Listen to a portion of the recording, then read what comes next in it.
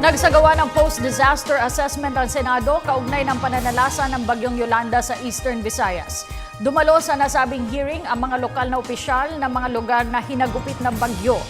Kabilang dito si Tacloban City Mayor Alfred Romualdez na naging emosyonal habang isinasalaysay ang naranasang kalamidad.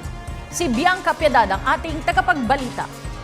Inanyayahan sa post-disaster assessment ng Congressional Oversight Committee on the Philippine Disaster Risk Reduction and Management Act of 2010 ang iba't ibang kalihim ng ahensya ng pamahalaan na kabahagi sa pagresponde sa mga kalamidad at trahedya. Pinakinggan ng komite ang ng mga alkalde ng mga lugar na lubhang sinalanta ng Bagyong Yolanda gaya ni Tacloban City Mayor Alfred Romualdez na aminadong nahirapan sila na ipaliwanag ang epekto ng storm surge sa kanyang nasasakupan bago pa man ito dumating. In fact, I salute all the people that were on the ground, including the national agencies that we saw were on the ground. But they can only do so much, and they were maximizing the resources of what they had.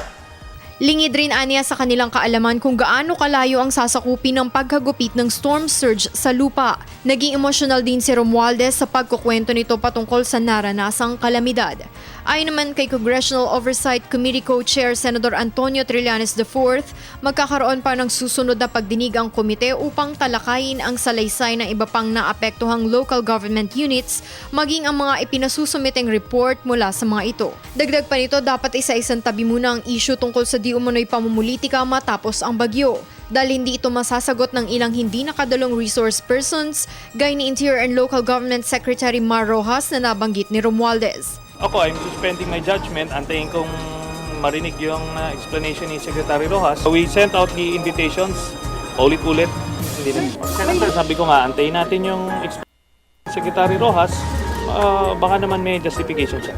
Nakatakdang ganapin ang susunod na pagdinig sa Enero ng susunod na taon at marami pang iimbitahin dito upang makabuo ng panukala na magsasaayos sa epektibong pagtugon ng mga kinauukulang ahensya tuwing may kalamidad. Sa susunod, pag ganitong mga disaster, magsama-sama tayo sa aning politika, di ba? After nung maayos natin, kasi yung mga kababayan natin yung tinatamaan dito. Para sa Telebisyon ng Bayan, Bianca Piedad.